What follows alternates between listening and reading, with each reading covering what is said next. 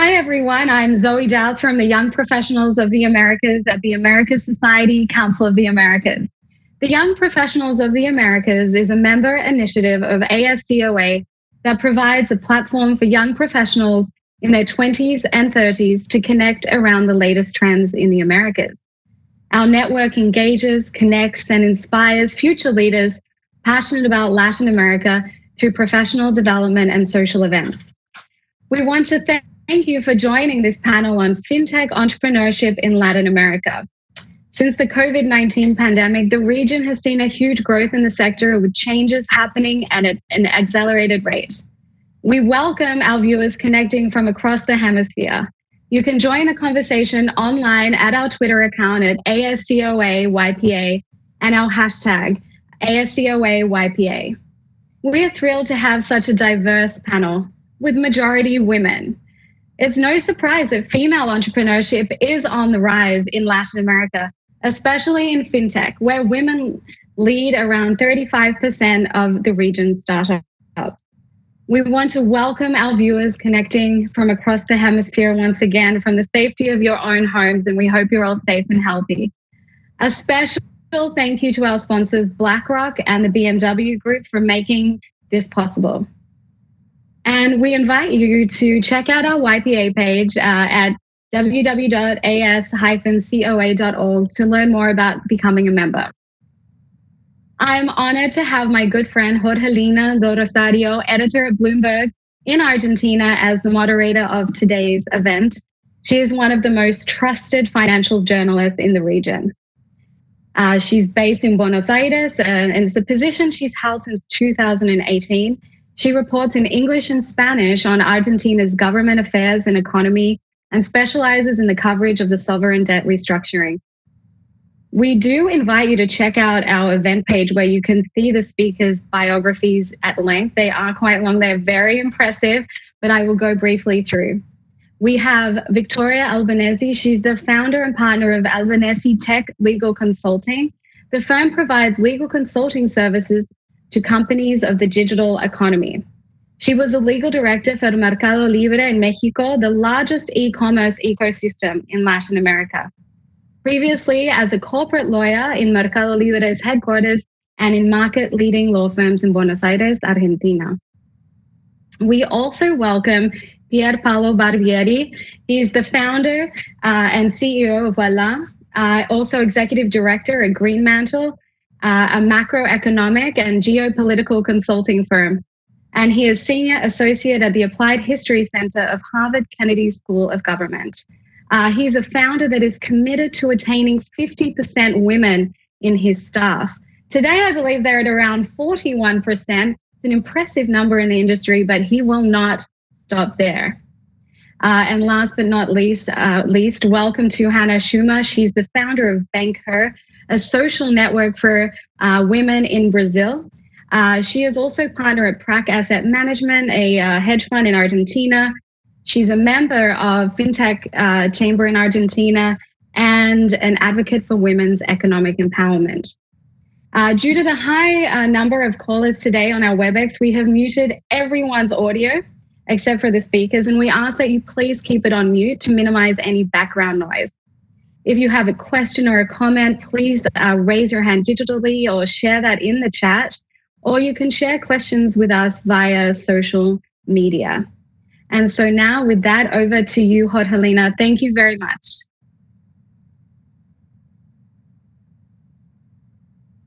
For the invitation. I'm honored to be moderating this panel along with Hannah, Pier Paolo, and Victoria to address the present and the future of the fintech industry in Latin America. We have seen so many deals and funding taking off in recent years in a region where it's very challenging to bet on new businesses.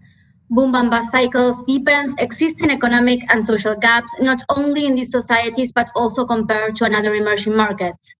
These days, the coronavirus pandemic presents a new challenge for the industry, a challenge focused to show that fintech is not only a trend, it's not just a short-term response for people who live in countries where cash is king.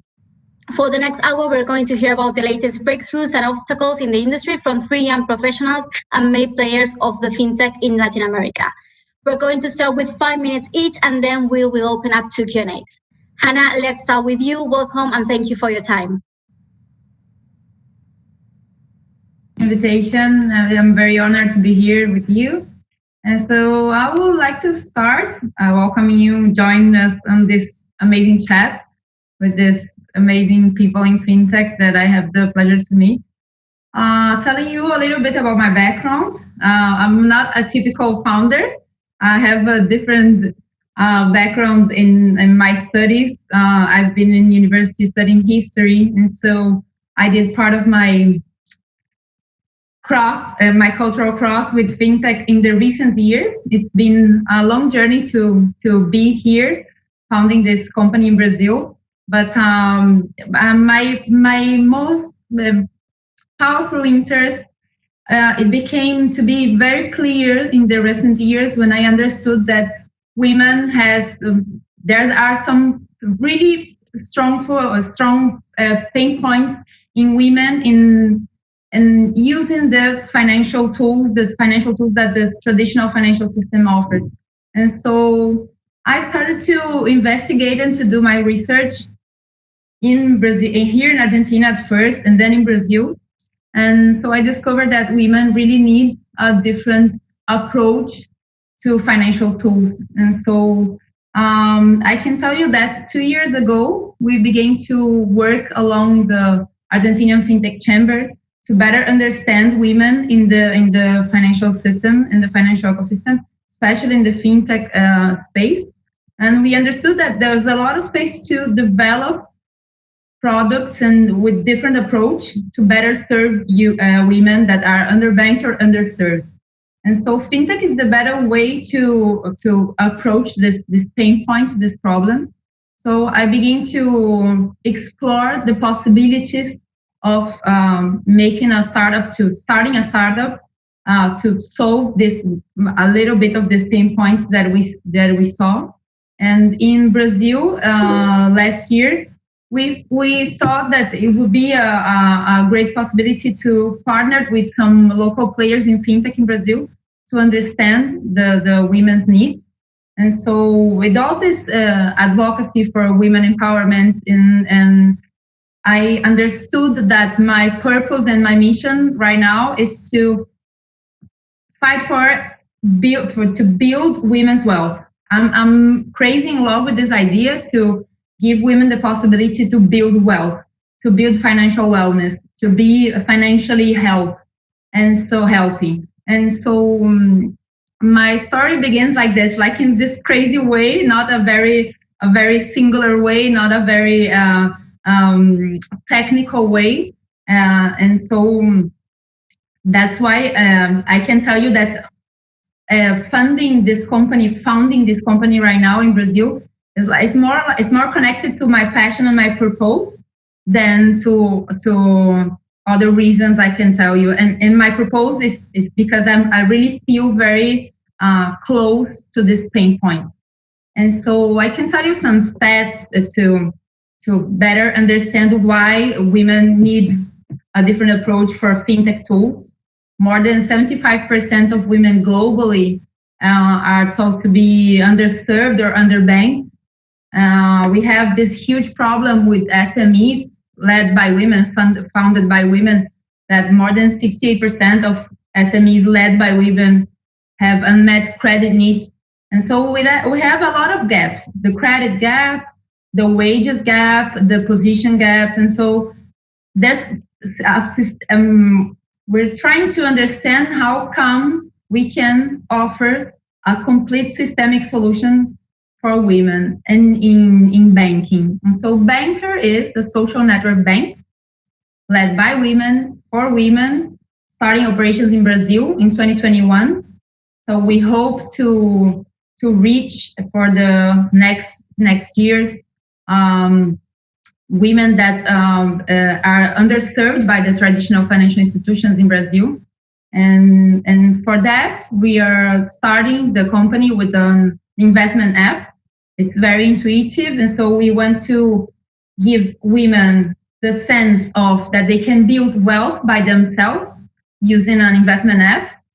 And we will offer a financial wellness program And so we're very interested in building community and financial education. So that's why this bank is not a traditional bank as it should, the name it says.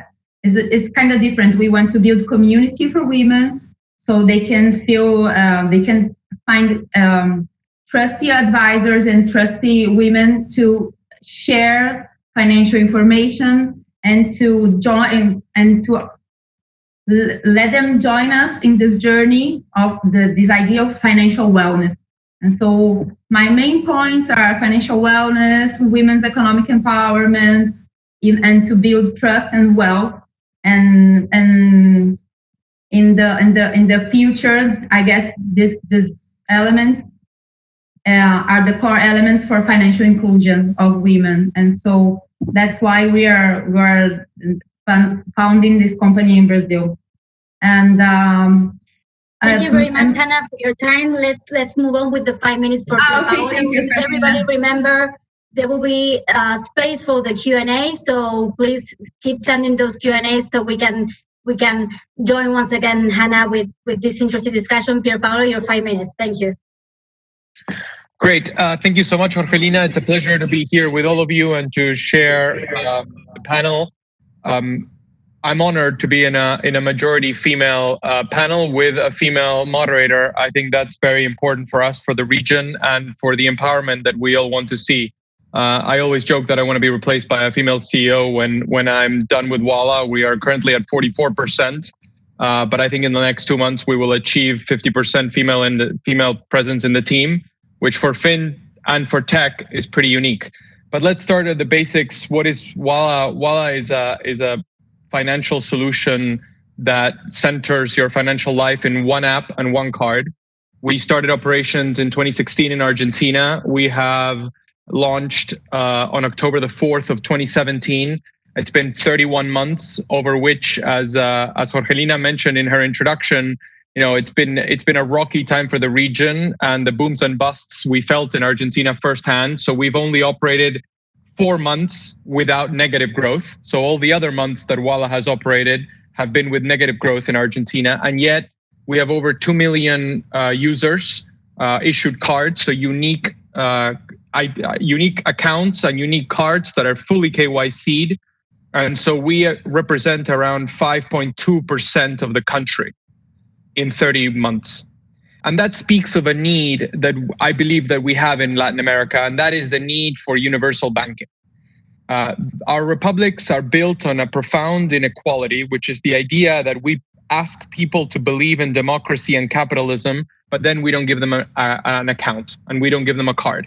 And so when we don't give people a card, be them men or women, rich or poor, what happens is that these people cannot save. And when these people cannot save, they also cannot build a credit history. And when they cannot build a credit history, they cannot access deepening capital markets in their own cities, in their own societies, in their own countries. And that means that people end up saving in foreign currency, the recurring problems of booms and busts, inflation, and lack of state capacity are deepened, and we get into these very negative cycles. So we started Walla with a very profound social mission, which is to address this profound inequality in our societies. And Argentina was the right place to start because Argentina has a general fintech environment that is quite welcome. It has amazing talent. We've been able to build a world-class team based in Argentina, and we've been able to get really wonderful people to believe in us. We are honored to have among our investors Soros, his first investment in the real economy in Argentina in 20 years, Goldman Sachs, the first one since 1999, and more recently Tencent and SoftBank making their first investments in Argentina at Walla. We're around 300 people. And to address Jorgelina's opening question very directly, what we try to do is centralize the financial life in one app. We don't build vertical products, so we integrate with a variety of partners, including existing banks, to provide revolutionary financial services to people. And what we see since the pandemic, or the beginning of the pandemic, is that we've seen a market acceleration in the usage of solutions that people used to find physically that they are now trying to find digitally. So for instance, bill pay.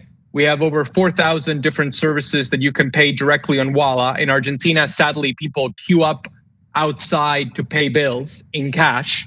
We have seen, 300% month-on-month growth on the amount of bills paid on Walla. Digital cash in, we've seen 80% growth month-on-month. Cell phone top up, which is another thing that we offer, we've seen 90% growth month-on-month. We also have one of the largest money market funds in Argentina, which we offer with live subscription and redemption, which is very unique for the market, and at less than 20% of the cost that the existing banks used to charge, because in a country where most people don't use cards, the banks charged 4% management fee for a local currency denominated money market account, which would be unthinkable where many of you are located. So in that context, we've seen that fund grow 60% in AUM since the beginning of the pandemic. And so what we see is a traditional change in the way that people perceive financial services and the transformation of things that they used to do in person that they're now doing digitally. And that is why, as I told Jorgelina on a Bloomberg story published a few weeks ago, what we expected to happen over years is happening over weeks. And we see a market acceleration in the people that demand digital products, be them from Walla, our main competitor, Mercado Libre, or be them, a variety of other fintechs in the region. We think that is good because that closes the inequity gap of which I was talking about in the beginning. When we condemn people to cash, we condemn them to having no ability to save, no ability to create credit history, no ability to grow over time. And I think that was one of the things that we need to see fixed. And so if you think beyond the places where Walla operates, and I will close with this, 75% of Mexicans have never had a debit card. They've never transacted in plastic, so they're condemned to cash. 40% of Peruvians, 50% of Colombians, 30% of Chileans, and even 30% of Brazilians, where there have been financial inclusion policies since the 1970s. So this is something that we need to fix for our societies to have deeper democracies and more equitable access to opportunities for everyone. Because if I cannot even access Netflix to be able to pay for services digitally, there is no way I can feel I am in the modern economy, post-pandemic, participating and being a member of society in the full sense. So it doesn't matter which fintech you choose. It doesn't matter what solution you choose. It matters that we as a society fix this access problem across our societies. And I think that the pandemic really reinforces the need to grow in this direction. Thank you so much, Pierre. Let's continue with Victoria, who has really an interesting aspect we should reach in this conversation, the legal aspect. Victoria, your 5 minutes. Helena, for the introduction, and thank you very much, the Young Professional of the Americas, for having me. I would like to share with you some really interesting trends we have been seeing in terms of regulation in Latin America in the last few years. And this kind of all started in 2013, 2014, with the Brazilian Central Bank having a deeper look into what was happening in the fintech arena. So they started regulating payments sector, and then Colombia and Uruguay and Chile and Mexico followed. And in this particular case of Mexico, the fintech law was enacted in 2018, in fact, with a really interesting process of private-public collaboration regarding the shaping the fintech law. And it turned out to be not that good piece of regulation, especially in terms of companies wanting to come to Mexico to start or operate businesses that are now regulated. But what is really interesting about the Mexican regulation is that it introduces in Latin America for the first time two main mega trends that are going on worldwide. There are open banking on the first hand, and then the regulatory sandbox. So I will mention them, and maybe we can come back later.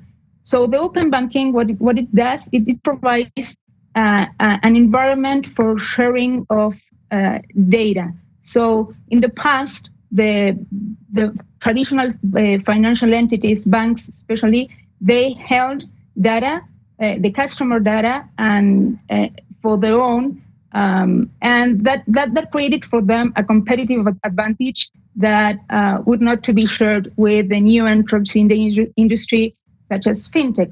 So what the open banking environment does is it invites, in some jurisdictions, in Mexico, in fact, it forces banks to share the data of the customers with the fintechs, providing that the fintech and other third parties have the requirements to access that data. So what it will drive many it will drive disruption in financial services, because it changes completely the competitive landscape. Now that fintechs have access to more information, they can build customized products and services for the population that is, as Paulo mentioned, unserved or underserved in Latin America. And so people will have better access to more suitable financial services. And then there is the regulatory sandbox. That is really interesting. What Mexico did was they really tried to understand what was happening in Europe, especially in terms of PSD2 and in UK, and they tried to adjust that to the Mexican legal framework, and that was an interesting exercise. Unfortunately, nowadays what's happening, it's been 2 years since the law was enacted, and not even one innovative model, as it's called here in Mexico, has been able to start operations. And it has to be with a really fundamental mistake that the Mexican regulation did when trying to adjust regulatory sandbox to Mexico. That is, when the innovative model is due for its 2 or 3 years, they will have to, they call, graduate into a traditional financial entity, and that would not allow really innovative services to grow. So I will leave it there, and maybe we can come back during the Q&A with some other interesting trends we're seeing right now. Thank you very much, Victoria. Remember, everybody, we are receiving the Q&As for this section of the panel. We're receiving the first question for Pierpaolo Barbieri. They're asking you a very direct question that, if you say it right now, it will be breaking news. What are your plans for expanding in Latin America? What countries are you looking at? And this is from my end. Are you planning in a short or medium term to become a bank? Well, it wouldn't be me if I gave you an exclusive here in front of so many people. We don't discuss what we have not launched. We believe that we are in a very good regulatory position in Argentina. We wholly support the idea of creating the PSP, which was the Argentine way of creating a middle ground between a no bank and a bank. A PSP defined by the Central Bank of Argentina creates supervisory role for the Argentine Central Bank over fintechs. We think that was transparent and welcome, because people want to know with certainty that the central bank is overseeing their deposits, and that is fine. We think that there's a false dichotomy in this idea of, do we want to become a bank or not? Because in reality, historically speaking, and here, like Hannah, I'll get out the historian. There were two types of banks originally, and one of those was the Dutch model of a narrow bank, where banks operated with 100% of deposits. The other type of bank is the English bank, which is what we know as a bank today, and that bank operates with fractional reserve banking.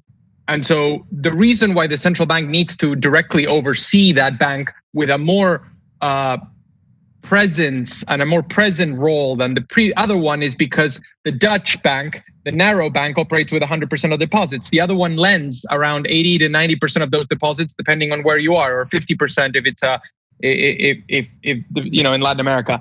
So what we do is operate with 100% of deposits all the time. We don't lend deposits. That was always the model of Walla because we felt that was more capital efficient the way that we built the institution. And so we didn't need to have deposits to lend because we had capital from our investors to lend. And that's where we've been operating in lending for the last 18 months. So, we never felt the need to be a traditional bank because that was not part of the model. As I said, we don't believe that we're going to do every product better than everyone else. What we believe is that we are the financial marketplace platform on which other people sell services. And so when we had to launch, I'll illustrate this with one point. When we had to launch the money market fund, we went to SBS. It's one of the 3 largest asset managers in Argentina. And now they have more individual accounts through Walla than they do outside of Walla. There's, and I'll give you this number, this was unpublished, but yesterday we crossed over 450,000 people that have invested on Walla. And that is many, many times over the amount of people that usually start investing in other platforms. And so now we are the second largest to Mercado Libre of any investment account in the country. And that was a feature launched only 4 months ago. So you wouldn't be able to get that scale if you were just going with a traditional model of verticalizing every aspect of production. Thank you so much, Pierre. We have a question for Hannah. What are the barriers to women's participation in fintech, and what kind of policies can be made to increase female entrepreneurship and access to funding?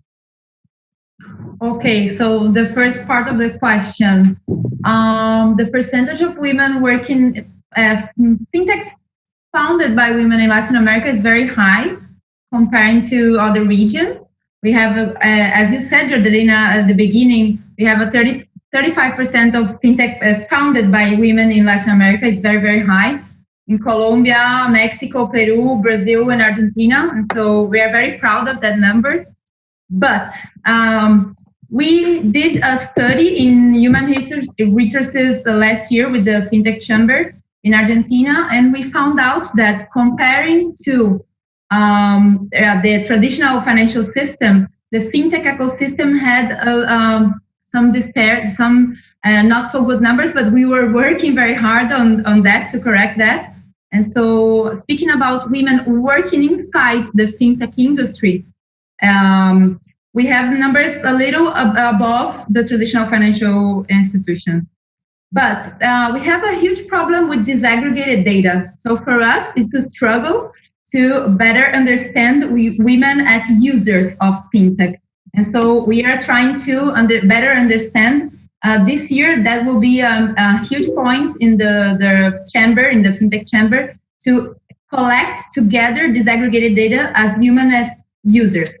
And so the second part of the question, the capital for invest in fintech founded by women, is that correct? That was the question. Okay. Well, that number it's terrifying. Globally, we have only 3% of the venture capital is flowing through female founders. And so we have an issue there. We have a global issue, and it's not so different in Latin America. And so, yeah, we have we understood, thanks to a great TED Talk from Dana Kainter, a psychologist in Colombia. She proved that we have a lot of unconscious bias. The VCs have a lot of unconscious bias in the moment to fund the companies, in the Q&As, in the pitch competitions. And so it's a systemic problem, but we are fighting very hard to better understand how to fund female founders. And there's a lot of new venture capital funds with gender lens, with gender perspective to fund female founders. And here in Argentina, we have the Chamber of Venture Capital and Private Equity companies that have that are looking at this problem and trying to better understand how to direction it to put money on the female founders, to fund female founders. Thank you so much, Hannah. I have a question for Pierpaolo once again, but I would also like Victoria to jump in this discussion. This is a specific question from Francisco Martinez. What are some of the bigger barriers and challenges we see in governments that hinder mass bancarization? In other words, if you had the magic wand, what would you eliminate in countries like Colombia, Mexico, and some of other Latin American countries with such high rate of unbanked. Victoria, if you would like to start, and then we go to Pierpaolo. Yeah, I think that the bigger barriers and challenges it has to do with business models in fintech got regulated under fintech law or not. And so the fintech law here in Mexico has created real entry barriers for especially for companies trying to expand globally or expand within the region. And it's really hard if you want to operate a wallet business model to start operations nowadays if you do not have a license of your own. So I would really, I think the proper way to overcome this is to work closely with the authorities and really to bring these concerns of the industry to them and work closely really to get a reshaping of their regulation and maybe allow new entrants to really start operations in Mexico. As Pierpaolo mentioned, we have a really a debt in terms of financial inclusion here, and fintech are in the best position to serve those underbanked or unbanked. And another interesting way that companies are now trying to overcome this kind of barrier is through banking as a service agreement. This is where the bank or the traditional financial entity kind of rents its license, so the fintech company can build and launch products to its customer base on top of the license of the bank. And that is really interesting because that involves really many players, not only the bank and the fintech, but there are also layers in between, like technology providers that are starting operations in Mexico that connect all of this, like an enabler or a connector between banks and fintechs. And that is really a really interesting trend we are seeing right now in Mexico, like banking as a service or fintech as a service. Thank you very much, Victoria. What do you think, Pierpaolo, on this question? I will be a little bit more, how do I put it? Let me be a little bit more direct than I was before. I think if I could have the magic wand, I would either force the banks to do the universal banking that they should have always done, or get them out of the way of fintech so that we can do it. Because the truth is that the lobbying power of traditional financial institutions in Latin America has always been against new entrants in this space. And so I really do not understand how, in the case of the Mexican fintech law, they created a sandbox that as Victoria mentioned very eloquently, benefits the incumbents. If it's impossible to launch a wallet without a license and they're not giving in new licenses, who does that benefit? The incumbents. And so if you have $50 million to invest in getting a new license or buying an existing license, great, but then no new licenses for IFPEs have been allowed. And so the same applies to SOFIPOS, which have a very old model. And you know, what is the minimum capital requirement to start a bank in Colombia? It's $100 million. How many people have $100 million? You know, in Argentina, there are 70 banks. In Colombia, a country that this year will be larger probably than GDP terms than Argentina, there's 20 banks. That makes no sense. And so, you know, just so that you don't think I'm speaking about Argentina alone, but in Argentina, we have banks that every day disregard the central bank regulations on the interoperability of the transfer system. And they say that they're banks and they're not going to do it. And yet the central bank has regulations on this aspect that they just choose to ignore. And so if we rely on the same people that for 60 years failed to do universal banking, then we are not going to be able to see the problem fixed. So if I had the magic wand, I would want not changes in regulation, but the applicability of regulation in a more forceful manner to force the incumbents to compete. Because it's as simple as that. If we don't have a cartel or a government-sponsored monopoly, then there's more competition. When there is more competition, there is more options for the user. And the user then has a choice.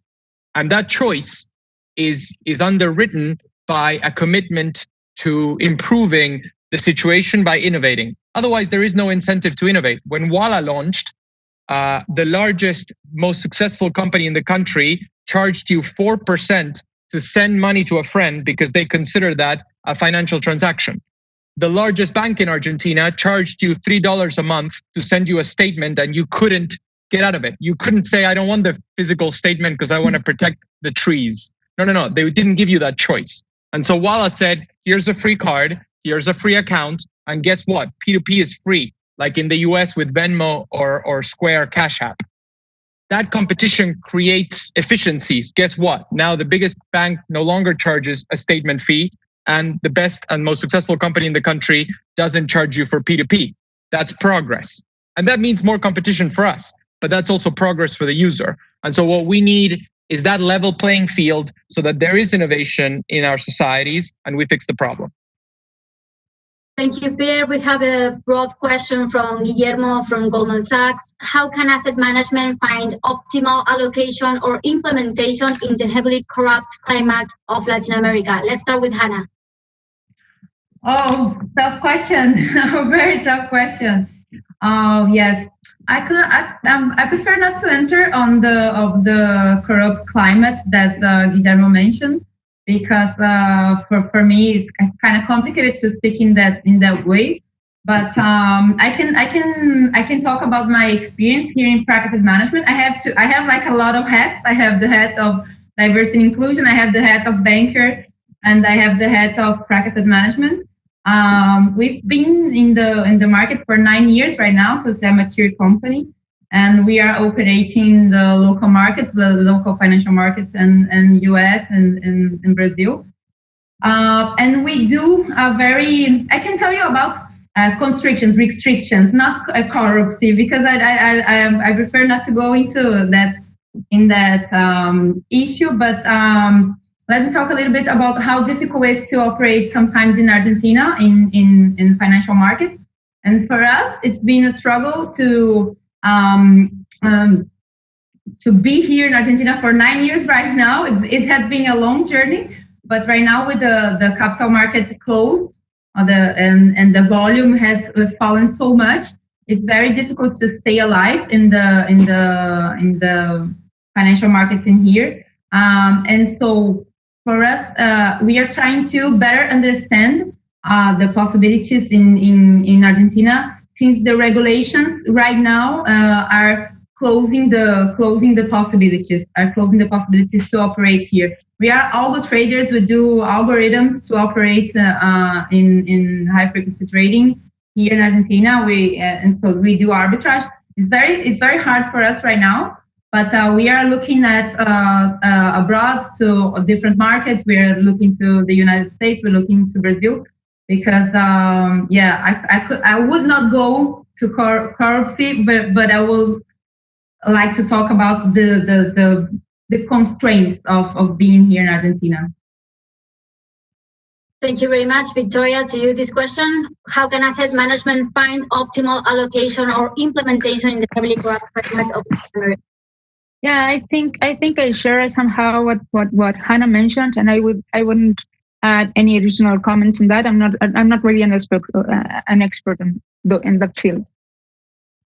Thank you very much. Pier Paolo, we have a specific question on Argentina. How do you view the regulatory environment in Argentina? How do you expect it to evolve under this central bank leadership? Yeah, I tried to address a little bit of that earlier. I think that obviously Argentina is undergoing a very difficult moment with the sovereign debt default and the talks. Obviously, the capital controls have been tightened. In terms of fintech, I still think that Argentina has an amazing combination of huge greenfield opportunity, amazing talent, and the ability to create great product. The central bank has really committed itself to an interoperable network, which is called CVU, which has been deepened by the regulations that I mentioned on PSP. Today in Argentina, you can be nothing, you can be a bank, or in the middle, you can be a PSP. That's what Walla is. And I think that clarified the regulatory situation in a very positive way. It also forced the banks to really do interoperability with PSPs. Sometimes it's not perfect. The implementation is not perfect, as I was mentioning earlier, and I wish every bank behaved the way they should rather than try to hide the option or limit it illegally. But those are the games of a cartel that cannot compete in product. So I think that the situation is getting better, actually. And the CVU standard is something that I think that should be copied along the region. SPAY in Mexico aims at something similar. But for instance, in Peru and Colombia, there is no clear protocol for interoperability between fintechs and banks. And what this creates, this may be a little bit technical, but what this creates is an uneven playing field. So I've heard stories of people that choose their bank in Peru based on where their employer has an account. Because if they choose a different bank than their employer, they get paid 2 days later. 2 days, that's crazy, right? So that's impossible. There would never be competition if that remains the case. And so I think that what we need to do is to copy that elsewhere. And in that sense, Argentina, I have to say, has been a pioneer in creating an interoperable standard inspired by the Indian standard, which really reduced the reliance of Indian society in cash as of 2016, and where today we are seeing a huge inflow of foreign entrants. We have, Reliance allied with Facebook. There is Paytm backed by SoftBank. There's rumors that Google will bring their own payment solution directly into India. If we could create that in Latin America, that would be wonderful. And so I think that regulatory environment is based on competition, as I said earlier. And in that sense, I think that this central bank in Argentina has done a good thing clarifying the regulation and betting on more interoperability. So I support it. Victoria, we have a specific question for you.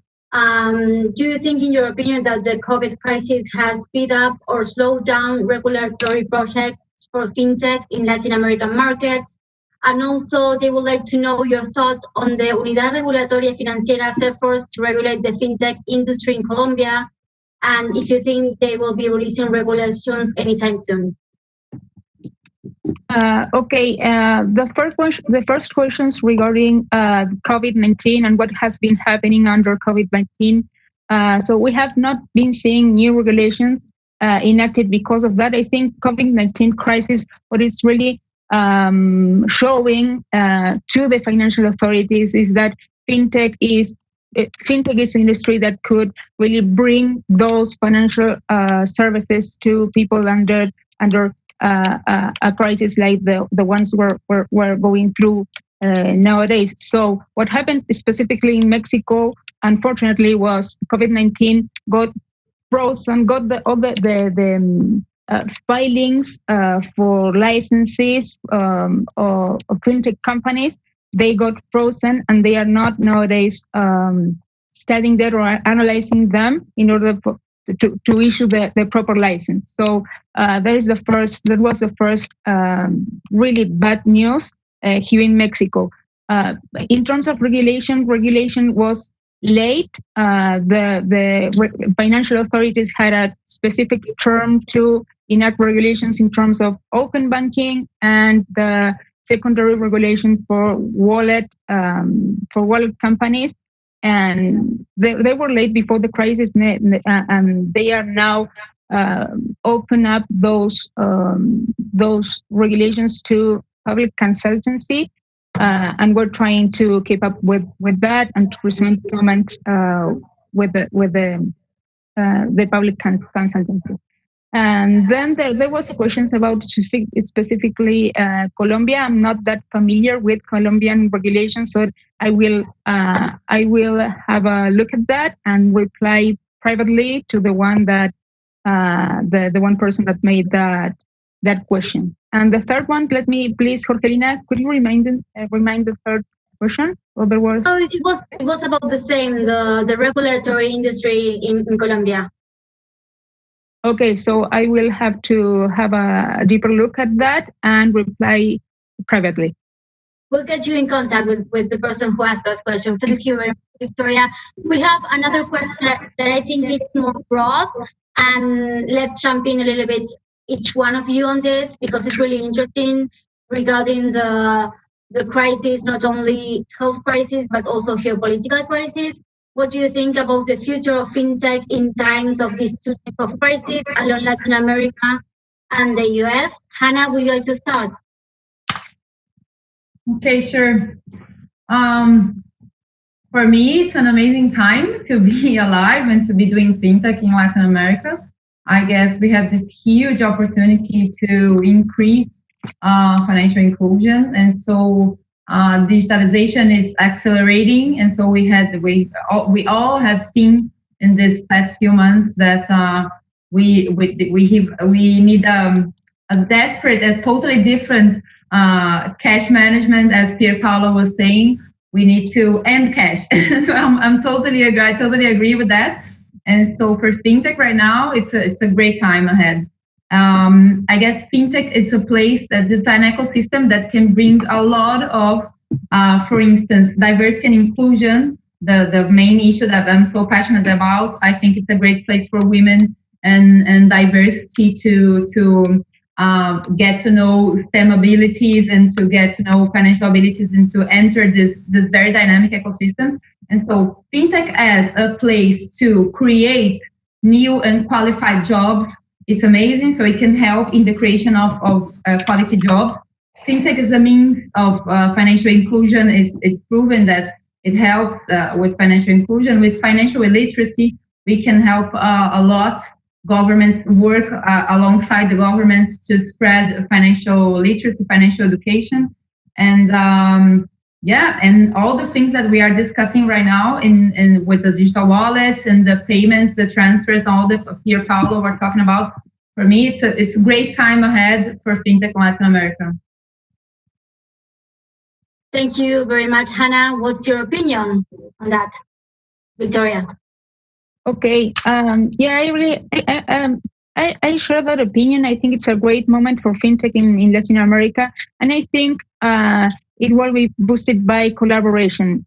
Maybe I do not share that much what Paolo mentioned. I think we need to foster competition, but also to collaborate between all the players in the industry, both traditional financial entities, which are needed in our economies, working together with fintech, and working together with the financial authorities to better shape regulatory framework to operate and to foster financial inclusion specifically in Latin America. So what I would see in the future is collaboration in terms of banking as a service and open banking, especially between traditional financial entities and fintech, and collaborations between fintech companies themselves, kind of in the marketplace model that Paolo was mentioned earlier too.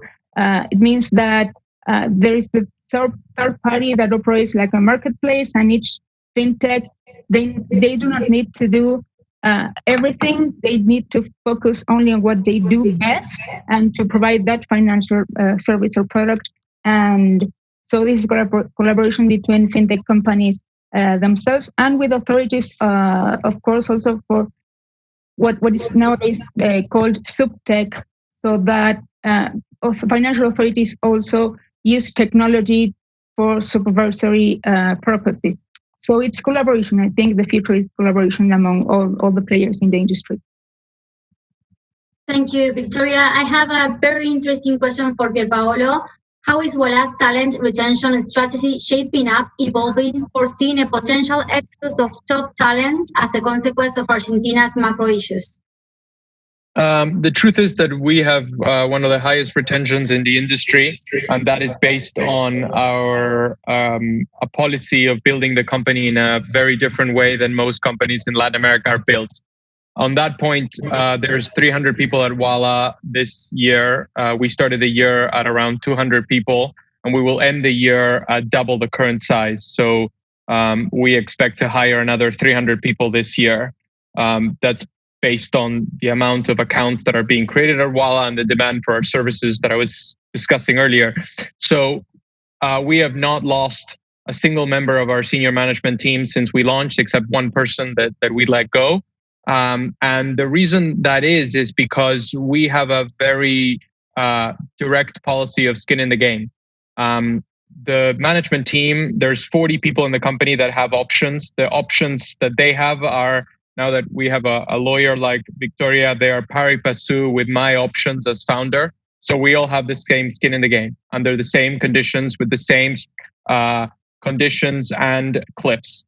That creates alignment between myself and the senior management team. And so I can't count the amount of times that people that work in our senior ranks that come from organizations like Mercado Libre, like Citibank, like McKinsey, like Google, like JP Morgan, like Goldman Sachs have been tempted by another player. But those players are not going to give them the equity that we give them at Walla. So the great thing about Walla is that you are part of what you build.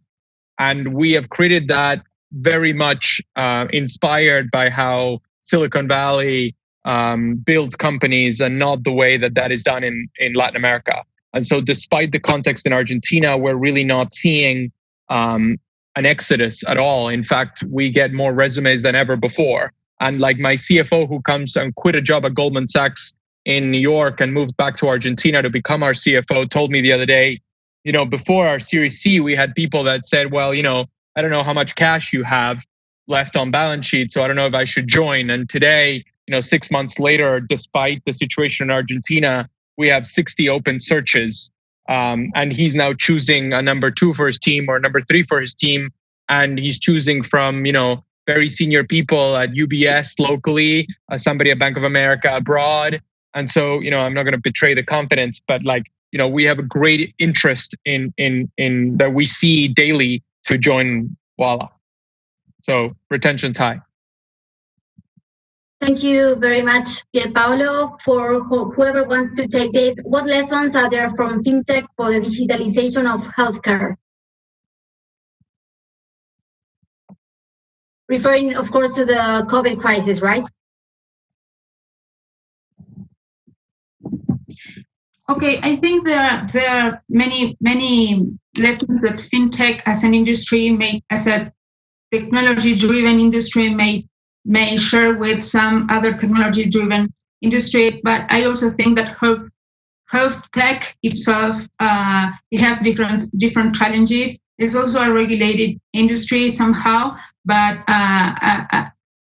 when it comes to privacy and health data and all of this, I think it has its own challenges. So there are maybe some lessons to be learned from FinTech. I think one of the main lessons to be learned from FinTech is try to be so close to financial authorities that they and that's a good example of what happened in Argentina with the La Mesa de Diálogo del Banco Central, the roundtable within the Central Bank of Argentina, where FinTech were sharing their views on regulations with the regulator. And so the regulator cannot be left alone to regulate a technology-driven industry. So that is what I would mention right now. Thank you very much. I would like to ask one final question from my end to every participant, and thank you once again for participating on this panel. It's really interesting to hear what is going on with FinTech in Latin America in this challenging time.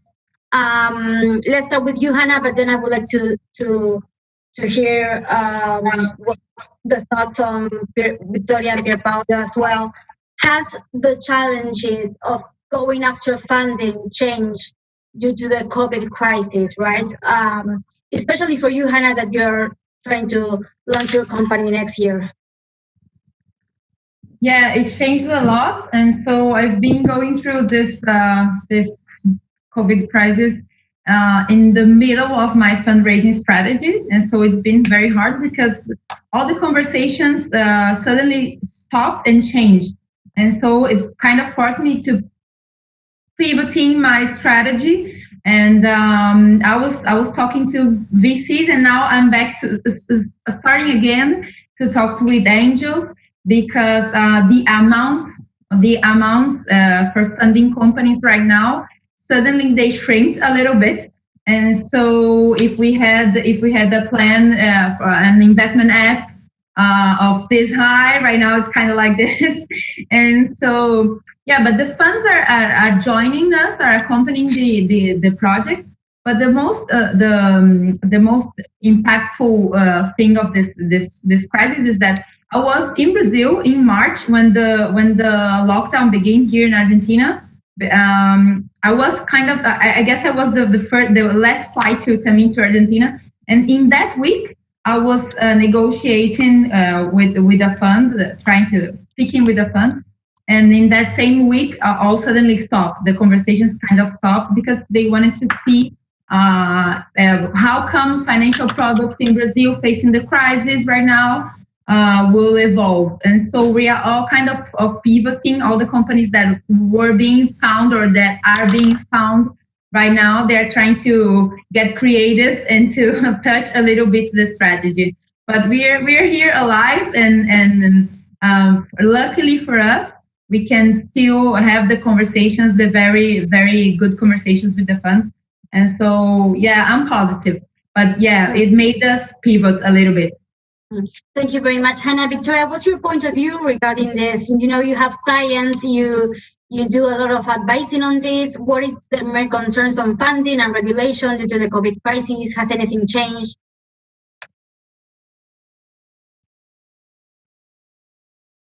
Victoria, you're mute. Thank you. I'm so sorry. It's been really more difficult under COVID-19 for a startup to raise funding. So, but what they have been doing is maybe to find new, find how to better explore data, how to better explore and amplify their business model. For example, especially technology companies that are working on a certain industry, and they can leverage data in order to start a e-lending new division within the company. So it's been really they are more creative and trying to develop their as an ecosystem themselves in order to make them more attractive to receive funding. So that's been going on. So of course the VCs are expecting to see some traction, and what are the metrics regarding this new business model. But that's what I've been seeing happening in the last few months. What's your opinion on this, Pierpaolo? You have great funding from big companies, big names. Are they a little bit more afraid right now due to the COVID crisis, due to the economic crisis in Latin America? So I think that's a fantastic question with which to close. I think that we are seeing this big paradox because we all agree, and I think that the interest in this panel shows that fintech will only grow through this crisis. There are more digital transactions. There's more need for digital money. There's more of a need to replace cash. The governments are saying it. The people are saying it. The companies are saying it. And yet there is less VC funds, like Victoria and Hannah mentioned. And so this paradox has to be closed one way or another. I think that one of the first areas where we're going to see deals is going to be fintech, all the VC space. The problem is that when VCs retrench around the world, their experience is limited in Latin America, and their investments are limited in Latin America. So I think that that's what gets cut first. And unfortunately, the epicenter of the crisis of COVID-19 is now in Latin America, in large part due to the horrific situation in Brazil, and therefore, that impacts the perception of our region in the world. So I know a lot of investors that are not doing new deals. I've heard from a lot of fellow founders that people are reneging on deals, or worse, trying to renegotiate deals, sometimes twice, sometimes three times. So it's not an ideal time if you have a small company. We are in a very fortunate position to have raised a large round toward the end of 2019. So we have absolutely no desire to go back to the market. this year or perhaps even next year. But what we do see is a general change in the trend of venture capital globally, and that this goes well beyond Latin America, which is that the idea of growth at all costs without a perception of future revenues and future break even is no longer valid. And so I think that the world changed not because of COVID-19, but really after WeWork and a few other situations last year that changed the perception of an endless era of capital. And so you have a second paradox there. And with that, I will close, which is that we're back to zero rates from every major central bank in the world. And yet people expect the growth at all costs to stop.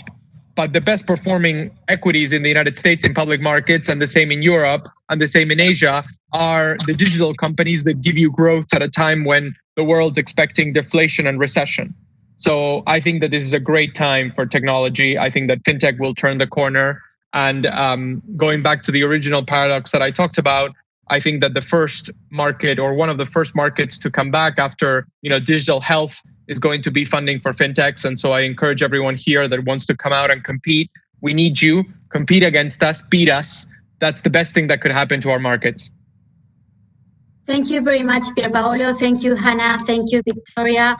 Once again, let's hope to be speaking about this very interesting subject, fintech in Latin America. But next time, let's hope it will be face-to-face after this COVID crisis starts to peace down a little bit. Thank you so much for the Council of the Americas for the invitation. It has been a pleasure to moderate the panel. Thank you, Zoe. Back to you for final remarks. Thank you, Helena. That was a tour de force and a fascinating dive into fintech innovations and some of the disruptions that have happened as a result of COVID-19.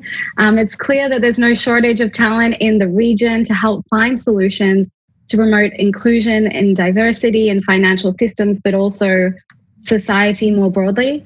I'd like to thank our panelists, Hannah, Victoria, and Pierpaolo, for your leadership and your role in innovating financial systems in your countries across the region and improving competitiveness and innovation. I think that's really important. And if you'd like to see more of our YPA events, this Thursday, we are hosting a Gastro Diplomacy YPA series with Carolina Bazan.